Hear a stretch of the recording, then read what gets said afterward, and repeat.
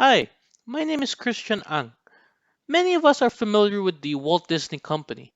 I'm sure many of us have experienced and enjoyed their famous theme parks and resorts, have watched and been entertained by the many Disney movies, and probably have subscribed to their streaming services, like the Disney Channel and Hulu. They touch our hearts and played a significant part of our lives and of our families. Fortunately, we rarely hear or even encounter accidents in their theme parks, and we are always ensured of our safety. But did we ever wonder, what if a theme park accident occurs and we or our family members are one of those injured? Let's discuss a scenario here. In Disney's theme parks, one of its rides, let's say a gondola ride, malfunctions where the cable wires snapped off from the pulleys, resulting it to fall to the ground.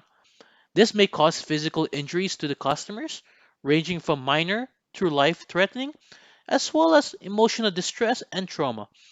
This could have been caused by a lack of proper maintenance and regular inspection, loose screws or wires, technical or system glitch, weather conditions, etc. Also, the customers could be financially affected due to the subsequent medical costs and legal fees. With these possible consequences, the customer would possibly sue Disney for tort of negligence by premises liability under the Occupiers Liability Act because the business owners have the duty to keep the premises in a safe condition.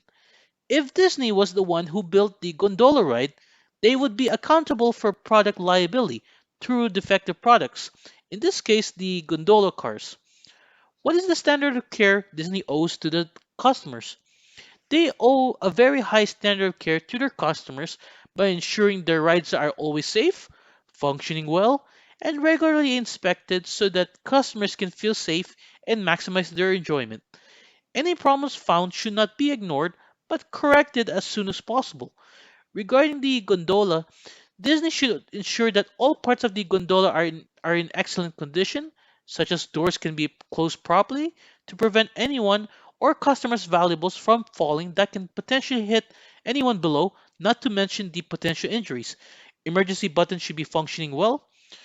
Weight specifications should be clearly indicated to avoid accidents. They should consider weather conditions, such as should not operate during inclement weather conditions. They should clearly post warnings and precautions, such as customers should not take the gondola ride if they have any health conditions like fear of heights or heart problems. They should provide safety instructions on the rides and use of its equipment. Adequate supervision should be present. Lastly, Disney should ensure employees and operators are properly trained and can administer CPR. On the other hand, the customers, being the plaintiff in this situation, have a duty to mitigate. Some of the ways are: they should seek medical attention immediately to prevent further complications and follow their physician's advice. They're also advised to have their accident and life insurances. And also, if injuries prevented the plaintiff from their usual line of work, they should prove effort in seeking an alternative employment. Accidents do happen and could be beyond our control. It is unfortunate and unavoidable for businesses to face lawsuits and incur liabilities and legal expenses. Fortunately, Disney is operated as a corporation, which can greatly help them in lawsuits because the liability and legal expenses owed to the plaintiff will be covered by the business instead of the business owners. A corporation is the best business form to bear the burden of paying the liability and legal expenses, as they have several insurances to cover them. In comparison, partnership or sole proprietorship could be significantly affected in lawsuits due to the limited assets and earnings, and them being simply much smaller than a corporation. If it is a general partnership that has unlimited liability, every partner will have to share the liability even if they're not directly responsible for it. Corporations are also well equipped to cover vicarious liability committed by the employees and agents. I will now pass the floor to Hibo. Hi, my name is Hibo, and now I will continue with business forms, operations, agency relationships, and business liabilities.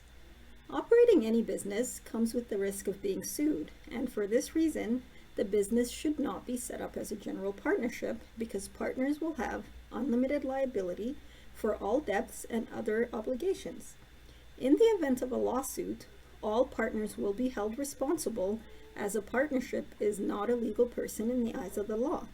Now, when it comes to whether this business can operate as a limited liability partnership, the answer would be no, it cannot, since this designation is reserved for regulated professions such as lawyers or accountants. LLPs are meant to address the concerns of professionals who are unable to use incorporation as a means of achieving limited liability. With the business and the marketing company entering into a legal relationship, they should organize this business relationship as a principal agent relationship. An agency relationship is one that exists when one party, the agent, which is the marketing company, represents another party, the principal, which is the business, in the form of legal relations. The relationship should be set up in this way because instead of setting up a new business, a contract can be created just for this single purpose. The agent will then study the business and can set their goals according to the needs of the business, and the principal can rely on the expertise of the agent in marketing and social media presence. The principal can focus on other aspects of the business, while the agent handles any negotiations involved with the social media influencers. Additionally, the principal can have ease of mind knowing that the law of agency has clear established guidelines for this type of relationship. Now, when it comes to the contract the marketing company negotiated on the business's behalf, not reflecting the instructions the business gave the marketing company, is the business still required to honor the contract with the social media influencer? The answer is yes. They will have to honor the contract with the social media influencer because of the concept of authority and actual authority. When an agent acts within the scope of the agent's authority and negotiates a contract for the principal is bound by the contract regardless of how the principal feels about it. However, even when the agent has acted outside of the scope of their authority in entering into the contract, that is, by exceeding the powers they have been given, the contract will still bind the principal. The principal will be obligated by the contract when the agent has actual or apparent authority, which is the case in this situation. However, the agent does owe the principal fiduciary duty. That is, they must act in good faith towards the principal and not put their own interest above that of the principal. If it has been shown that the agent exceeded his or her authority, the principal can then sue the agent for breach of their contract. Finally, in order for the business to reduce or eliminate any liabilities that should arise in its dealings with the social media influencers, they should include a limitation of liability clause within their contract. The law allows for the use of contractual terms as a buffer against future events to limit liability. This clause will allow the business to allocate risk and limit liability for breach to less than what would otherwise be owed, the type of damages due, or limit the type of claims that can be brought forth, thus protecting the business from any extensive or expensive lawsuits. Now, I will briefly discuss simple changes I can make in my everyday life that would contribute to sustainable living and meeting a sustainable development goal. Being a family of 5 with 3 young children, I have noticed a lot of food waste in our home, and since I am the one who does most of the grocery shopping and cooking, the onus is on me to try to tackle this issue and set a positive example for everyone. Therefore, the change I can make in my everyday life that would contribute to sustainable living is to reduce the amount of food waste in our household. I can do this by freezing fresh vegetables and fruits so they last longer, meal planning and prepping, and not buying groceries in bulk, but instead making trips to the grocery store as needed. Although multiple trips a week to the store may be more time consuming, I feel as this will go a long way in reducing our food waste. And in doing so, this will help with meeting Sustainable Development Goal number 13, climate action, as food waste that ends up in landfills is responsible for tremendous amounts of greenhouse gas emissions. Now I will pass it on to Christian. Thank you. To add on to the sustainable living, a change I can make in my everyday life is contributing more to the goal of zero hunger by donating food to food banks and charitable organizations.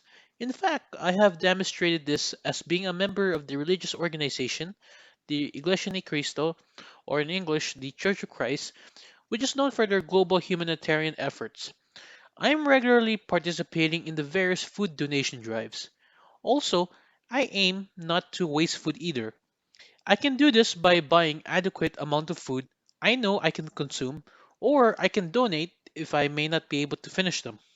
This would therefore meet Sustainable Development Goal number 2, zero hunger. Additionally, I plan to switch my car to full electric to help reduce carbon emissions, as well as switching to energy efficient light bulbs and appliances. Currently, I am using a hybrid car and I plan to go full electric. This would help achieve goal number 7, affordable and clean energy, and goal number 13, climate action. So, my message to the world: fight global warming, reduce carbon emissions, defeat starvation, no more poverty. Let's all contribute to sustainable living and meeting much of the United Nations 17 Sustainable Development Goals as much as possible. Let's all help in making a world a better place to live for us and our families. Thank you very much.